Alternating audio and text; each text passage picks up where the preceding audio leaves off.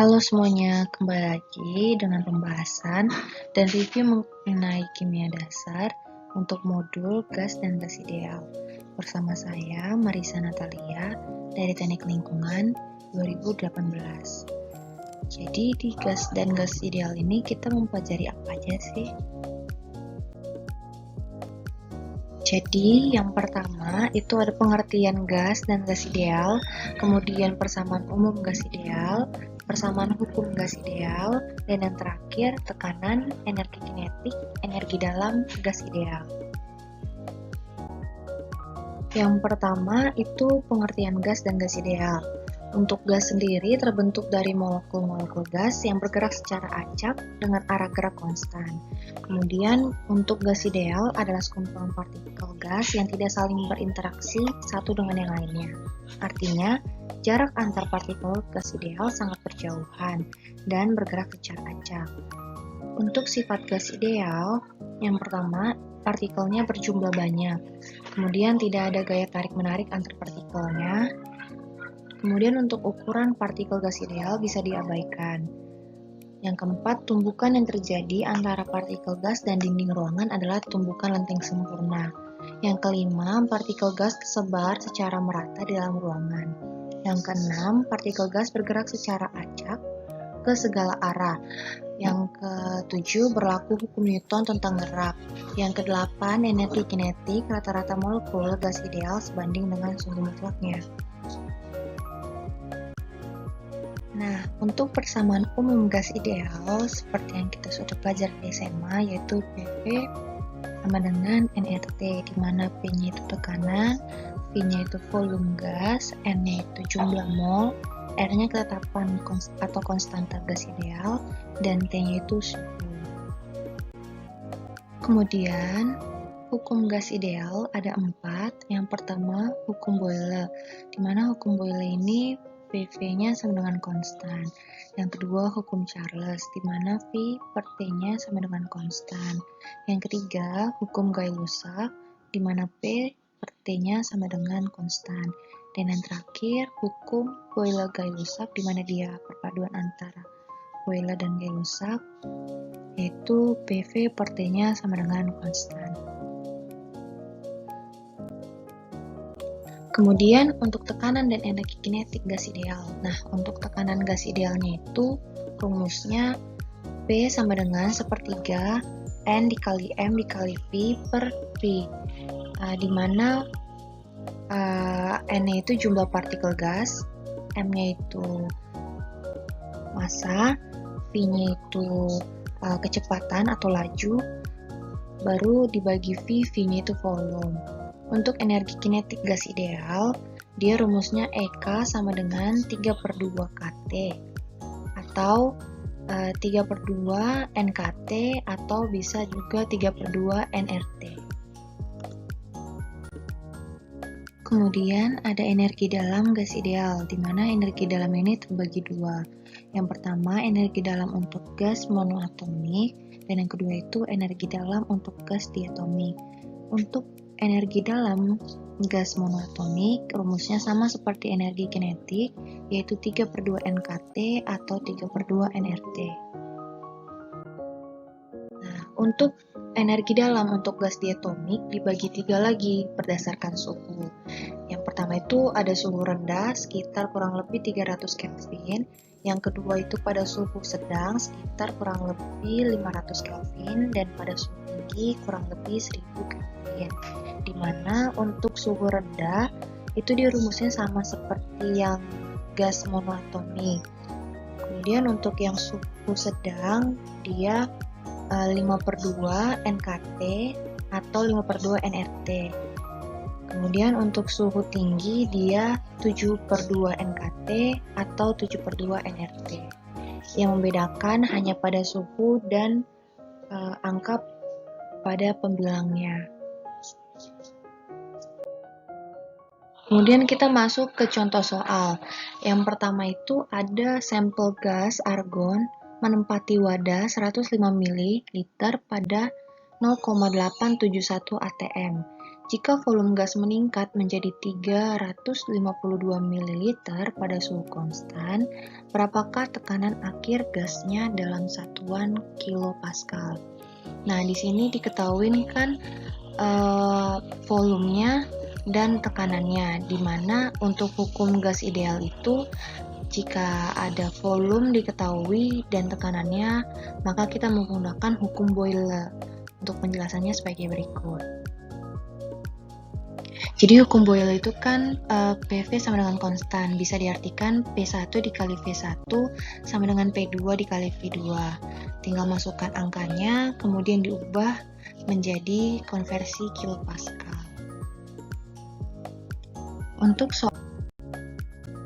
Kemudian untuk soal nomor 2, ada sebuah sampel nitrogen menempati volume 32,5 liter pada 40 derajat Celcius dengan asumsi bahwa tekanannya tetap konstan pada temperatur dalam Celcius. Berapakah akan menghasilkan penurunan volume sampel menjadi 28,6 liter? Untuk soal nomor 2, pertanyaannya adalah berapakah suhu yang menghasilkan volume sampelnya menjadi 28,6 liter. Diketahui volume pertama dan suhu pertama itu sebesar 32,5 liter dan 40 derajat Celcius. Maka kita menggunakan hukum Charles. Untuk penjelasannya sebagai berikut. Tinggal masukkan saja volume satunya itu 32,5 liter, suhu pertamanya 40 derajat Celcius. Kemudian untuk V2-nya 28,6 liter. Hasil yang didapatnya itu 35,2 derajat Celcius. Kemudian untuk soal nomor 3, itu ada sebuah balon diisi dengan 1,26 gram gas nitrogen memiliki volume 1,12 liter. Hitung volume balon setelah 1,26 gas helium ditambahkan, sementara T dan P-nya tetap konstan. Untuk penjelasannya sebagai berikut. Dikarenakan diketahui massa dari balon setelah diisi gas, maka kita akan menggunakan yang berkaitan dengan massa, di mana dikarenakan P dan T-nya konstan, maka bisa kita abaikan. Jadi yang tadinya rumusnya PV per nRT sama dengan PV per nRT yang kedua, tinggal P-nya dan T-nya dihilangkan. Kemudian untuk nilai R-nya juga sama, jadi bisa kita abaikan. Jadi sisa V1 sama dengan V1 per N1 sama dengan V2 per N2.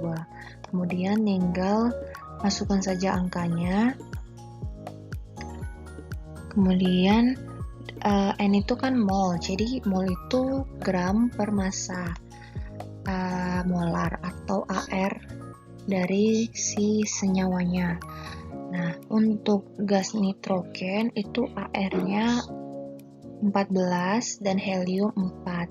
Jadi tinggal kita masukkan hasil yang didapat untuk volume balon setelah 1,26 gas helium itu adalah 3,92 liter. Kemudian untuk soal nomor 4, ada tangki baja mempunyai volume 438 liter dan diisi dengan 0,885 kg O2 pada suhu 21 derajat Celcius. Tangki ini ternyata mengalami kebocoran dan terlambat ditemukan. Kemudian disegel, tekanan yang baru menunjukkan 1,37 atm.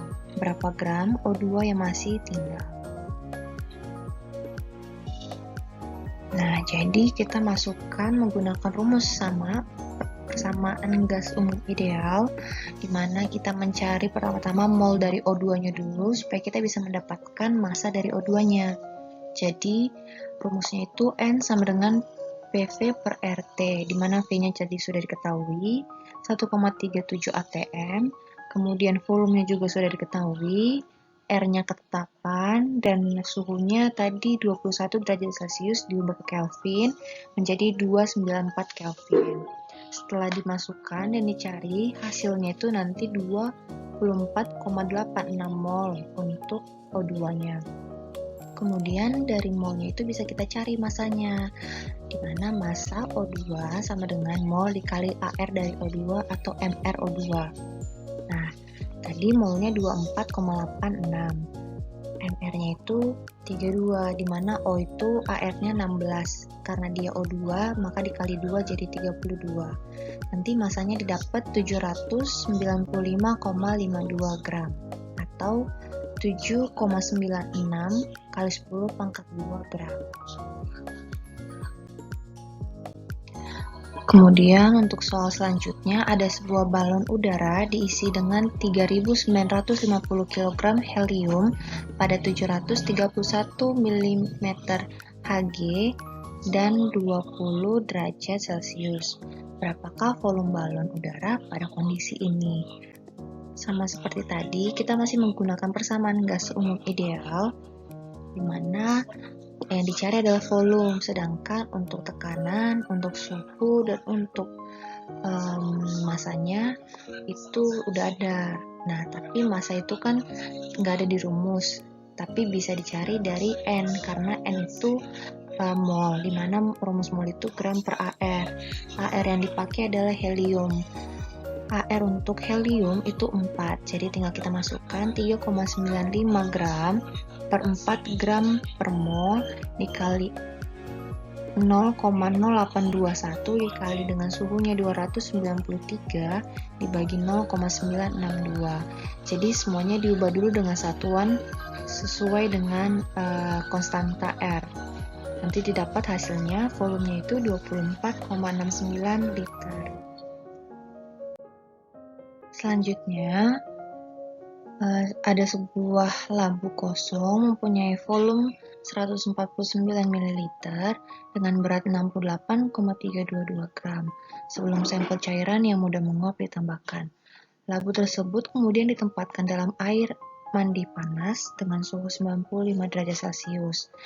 Tekanan barometriknya adalah 740 torr. Cairan menguap dan gas mengisi labu.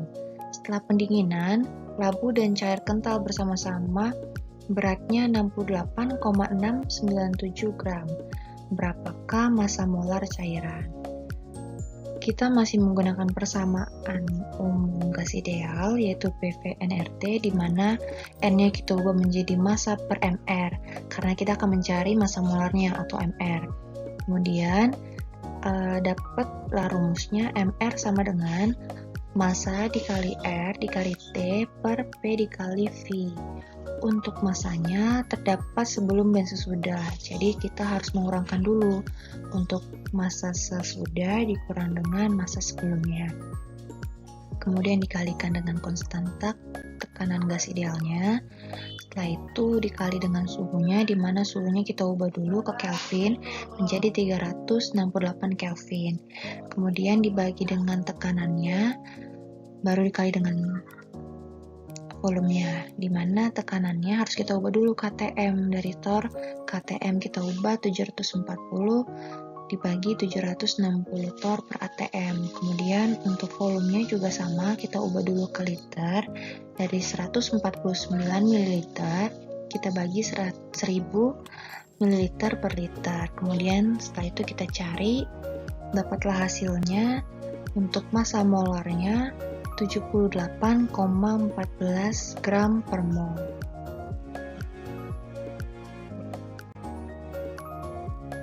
Oke, sekian video pembahasan dan review mengenai modul gas dan gas ideal. Semoga kiranya pembahasan dan videonya dapat bermanfaat bagi yang menonton dan dapat dimengerti dengan baik. Saya mohon maaf apabila ada kesalahan dalam bertutur kata. Sekali lagi saya ucapkan terima kasih. Dan sampai berjumpa di video pembahasan kimia dasar selanjutnya.